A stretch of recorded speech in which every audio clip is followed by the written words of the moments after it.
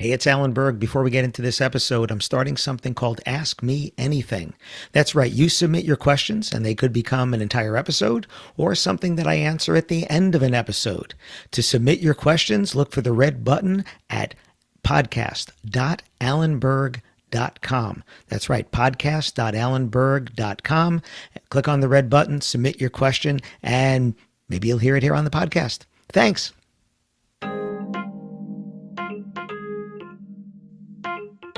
Are you building a business to sell, or are you building a lifestyle business? Listen to this episode, find out. Welcome to another episode of the Wedding Business Solutions Podcast. I'm your host, Alan Berg. I'm a speaker, sales trainer, consultant, author, and I help businesses like yours sell more, profit more, and have a little more fun doing it. Enjoy this episode. Hey, it's Alan Berg. Welcome back to another episode of the Wedding Business Solutions Podcast. Every once in a while, somebody contacts me about wanting to sell their business. And this crosses all different things within the wedding and event industry, entertainment companies, planners, venues, caterers, you name it. Every once in a while, somebody contacts me with that. And the conversation we need to have is whether or not they actually have something to sell. Now, there's physical stuff to sell. You might have inventory, you might have equipment, things like that. But of course, you have depreciation. If it's not the newest equipment, right? Is somebody going to want it? Are they going to want to pay for it and stuff like that? You might have a building to sell, right? These are physical assets. But most of the time, what you're trying to sell is your name, your brand, your goodwill, things like that. So if you're going to want a business to sell, you have to be intentional about that. When I started my business in 2011, when I left the knot, I made a conscious decision. I was not building a business that I was going to sell. And that's why I made it alanberg.com as my website and not weddingbusinesssolutions.com, even though I have that and it redirects. I made the business around me. Now, there are pluses and minuses of that. You certainly know who the business is about because of my URL and my email address and all those things. But I'm also exchanging my time for money. That's what I do. I'm involved in everything that I do. So if I'm speaking, it's me there. If I'm consulting, it's me either on Zoom or in person. If I'm doing sales training, it's me either in person or on Zoom. So it involves me. I have no other trainers. I have no other speakers. I have no other consultants. And that was an intentional thing.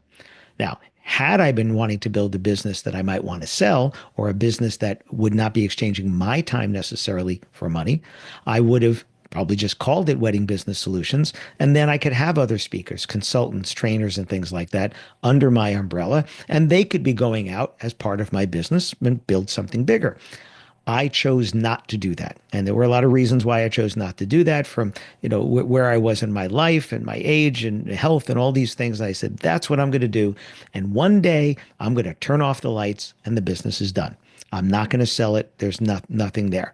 And physical inventory, I'm going to be left with books and computers and things. Again, not a significant thing. The computers will keep anyway. And the books, I don't know, they'll always be available on Amazon even after I'm gone, right? They'll be available. So what about your business? If you're thinking about someday wanting an exit strategy, what is that exit strategy and what is there going to be to sell? Because if you are integral to your business, and this is typically what I find, you're the one that has all the relationships with the other vendors, right? So if you're not a venue or a caterer, you're the one that has the relationships with those people, with the industry people. So people are referring you, not necessarily your business. How can you get past that to the point where the reputation is the business's reputation? And then when you go to sell, if you're not there, the business is still running. So one of the indicators is, can you take a vacation and are you still making money?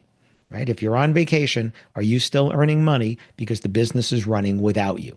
And that's a good indicator that you might have something of value to sell down the line, right? If you are doing all of the sales yourself and then you're performing all of the things, what is there when you're gone, right? When you're not there, who's going to do the sales and who's going to do the producing of the events, right? So that's what you have to think about. And a lot of people that come to me, it's a hard reality that they don't have a lot to sell because without them, are those referrals going to come in?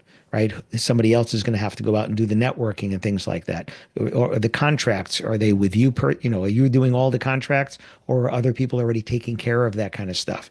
So if you're going to want to sell your business at some point, whether you do or not, but you want to position it for that, right?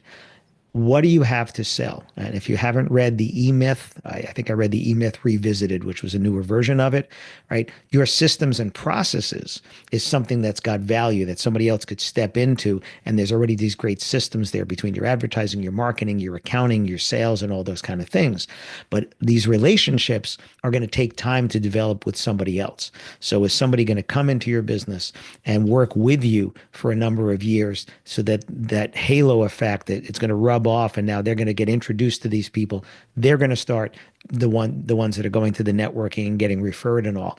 But it's hard for that to just be a hard switch, because so much of what we do is relational.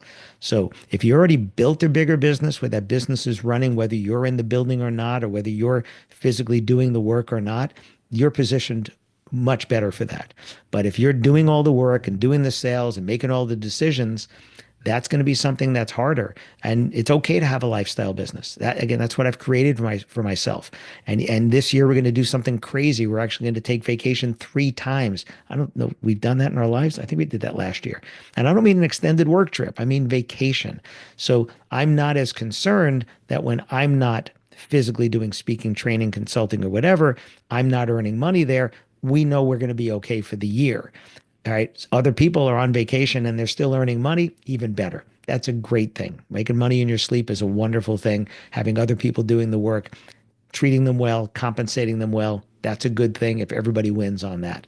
But if you're going to want to sell your business, you have to position it right. You want to be talking to your accountant, talking to your attorney. You want to be thinking about the structure of your business and then the people you bring into it, so that there is something of value to sell that doesn't involve you physically doing the work.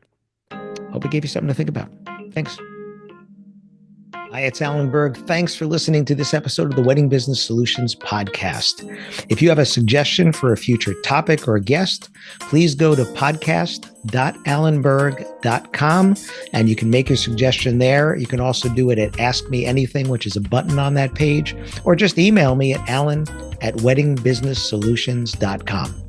And if you'd like to find out how I can help you with sales training, a website review, consulting, or speaking for your group or organization, possibly at no cost to the organization, contact me directly, alan@weddingbusinesssolutions.com. Thanks again for tuning in.